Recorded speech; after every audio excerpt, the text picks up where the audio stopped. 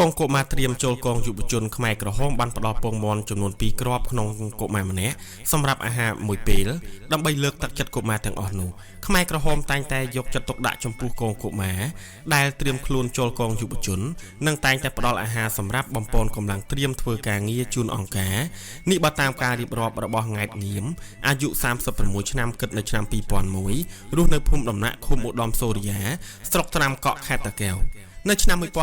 1975ខ្មែរក្រហមបានរំដោះទីក្រុងភ្នំពេញពីក្រោមការគ្រប់គ្រងរបស់របបលន់នល់ពេលនោះងៀមនិងគ្រូសាគឺរស់នៅក្នុងភូមិព្រៃជួរជាភូមិកំណើតរបស់គាត់នៅក្នុងខែមករាឆ្នាំ1976ខ្មែរក្រហមបានជំនះងៀមនិងគ្រូសាទៅតំបន់109នៅពេលដែលងៀមនិងគ្រូសាទៅដល់តំបន់109ខ្មែរក្រហមបានចាត់បញ្ចូលគ្រូសារបស់គាត់ទៅក្នុងក្រុមប្រជាជនផ្ញើដែលប្រជាជនមូលដ្ឋានបានហៅថាក្រុមបញ្ញាក្អែកប្រជាជនផ្ញើតែងតែទទួលរងការរើសអើងពីសំណាក់ប្រជាជនមូលដ្ឋានមិនត្រឹមតែប៉ុណ្ណោះសូម្បីតែការងារត្រូវទទួលបន្ទុកធ្ងន់ធ្ងរជាងប្រជាជនមូលដ្ឋានថែមទៀតងៀមរស់នៅជាមួយឪពុកម្ដាយបានរយៈពេល1សប្តាហ៍ខ្មែរក្រហមបានបំបីគាត់ឲ្យចេញទៅរស់នៅក្នុងកងកុមារងៀមរស់នៅក្នុងកងកុមារមានសមាជិកចំនួន35នាក់ហើយបែងចែកចេញជាក្រុមតូចៗក្នុងមួយក្រុមមានសមាជិកចំនួន12នាក់ខ្មែរក្រហមចាត់តាំងឲ្យងៀមធ្វើការងារដូចជាបោកស្មៅឬរំលាយដីដំបូករែកអាចគូជញ្ជូនកណ្ដាប់ដាក់ក្នុងស្រែឲ្យកងស្ត្រីស្ទូងនិងកាប់ដើមទន្ទ្រានខេត្តជាដើមងៀមបាននិយាយថានៅក្នុងរបបខ្មែរក្រហមកងកុមារមានគ្រូម្នាក់ដែលចាំបង្រៀនអក្សរដល់កុមារនៅក្នុងកងហើយក្រៅពីនោះគឺដឹកនាំកុមារទាំងអស់ធ្វើការងារងៀមបានបន្ថែមថាការរៀនអក្សរនៅអំឡុងពេលនោះគឺរៀនតែអក្សរ2ទៅ3តួនិងលេខ1ដល់លេខ5គាត់មិនអាចប្រើប្រាស់ចំណេះដែលទទួលពីការរៀនព្រោះពេលនោះมันបានរៀនជាប់លាប់និងម្យ៉ាងទៀតគ្រូបង្រៀននៅពេលនោះมันមានជំនាញនិងគ្មានចំណេះដឹងទូលំទូលាយនៅក្នុងរបបខ្មែរក្រហមมันមានថ្នាក់រៀនត្រឹមត្រូវដែលអាចឲ្យសិស្សងាយស្រួលអង្គុយរៀនឡើយសាលារៀននៅពេលនោះគឺមានតែនៅក្រោមដើមឈើឬនៅក្រោមផ្ទះរបស់ប្រជាជនតែប៉ុណ្ណោះតាមរយៈការរៀបរាប់របស់ងៀមរបបអាហាររបស់ប្រជាជននៅក្នុងតំបន់ដែលគាត់រស់នៅគឺមិនខុសគ្នានោះទេទាំងក្មេងទាំងចាស់គឺទទួលបានអាហារចំនួន2ពេលក្នុងមួយថ្ងៃក្រុមដែលពិសេសជាងគេនៅពេលនោះគឺកងកុមារត្រៀមចូលកងយុវជន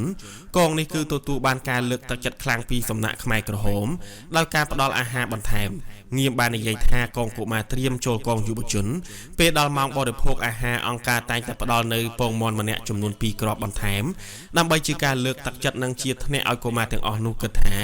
នៅពេលដែលចូលទៅកងយុវជននឹងទទួលបានអាហារឆ្ងាញ់បែបនេះទៀតនៅឆ្នាំ1978ងៀមត្រូវបានផ្លាស់ប្ដូរចេញពីតំបន់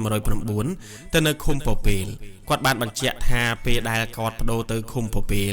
មានភាពប្រសើរជាងនៅតំបន់109គាត់អាចមានពេលសម្រាកនិងទទួលបានអាហារហូបចុកច្រើនជាងនៅតំបន់109នៅក្នុងកងដែលគាត់ធ្វើការងារមានសមាជិកចំនួន25នាក់ហើយការងារដែលគាត់ធ្វើនៅទីនោះមានដូចជាសែងអាចគោសែងដីដំបូកនិងប្រមូលកណ្ដាប់ដាក់រទេះនៅក្នុងមួយថ្ងៃងៀមធ្វើការងារប្រហែល7ម៉ោងចាប់ពីម៉ោង8ព្រឹកដល់ម៉ោង11ថ្ងៃត្រង់និងពេលថ្ងៃពីម៉ោង1រសៀលដល់ម៉ោង5ល្ងាចក្រៅពីធ្វើការងារខ្មែរក្រហមបានអនុញ្ញាតឲ្យកុមារនៅក្នុងកងបានរៀនអក្សរក្នុងមួយថ្ងៃ1ម៉ោងកន្លះងៀមមានបងប្អូនចំនួន3នាក់គាត់ជាកូនទី2នៅក្នុងគ្រួសារអ្នកទាំង3ត្រូវខ្មែរក្រហមបំបែកចេញពីឪពុកម្ដាយឲ្យទៅរស់នៅក្នុងកងកុមាររួមគ្នាបងនិងប្អូនរបស់គាត់បានកើតជំងឺកញ្ជ្រិលជាអកុសលអ្នកទាំង2នាក់នោះបានបាត់បង់ជីវិតទៅ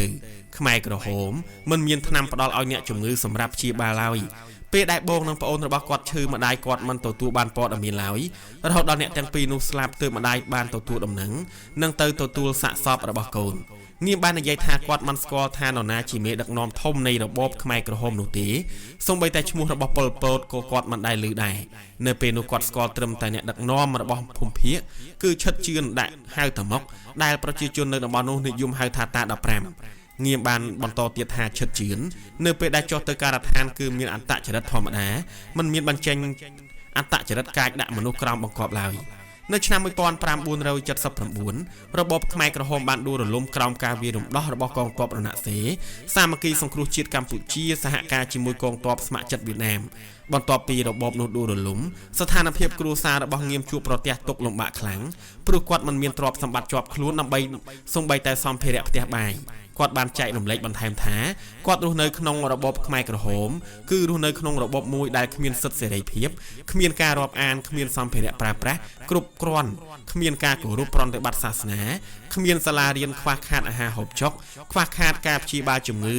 អន់ថយស្ទើរតែគ្រប់វិស័យរបបនោះបានបន្សល់ឲ្យនៅស្ត្រីមីម៉ាយនិងក្មេងកំព្រាជាច្រើនរយនាក់ជាក់ស្ដែងសាច់ញាតិរបស់ងៀមមានដូចជាពូនិងបងប្អូនប្រុសរបស់គាត់សរុបទាំងអស់6នាក់បានស្លាប់នៅក្នុងរបបនោះឯកសារលេខ D25-133 ង៉ែតងៀមកុមារកងទ័ពសម្ភាសដោយគឹមកែវកនថា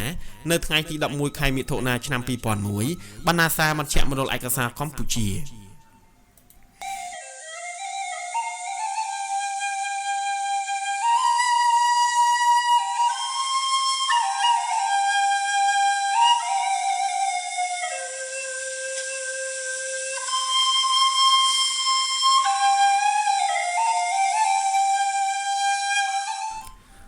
ខ្ញុំឈ្មោះប៊ុនលឹមអាយុ61ឆ្នាំបច្ចុប្បន្នខ្ញុំមានមុខរបរជាអ្នកឡើងត្នោតខ្ញុំរស់នៅភូមិថ្មកែវឃុំត្រាំកក់ស្រុកត្រាំកក់ខេត្តតាកែវខ្ញុំមានប្រពន្ធឈ្មោះកឹមម៉នអាយុ50ឆ្នាំមានមុខរបរជាកសិករយើងមានកូនស្រី2នាក់ដែលកំពុងបន្តការសិក្សាថ្នាក់ប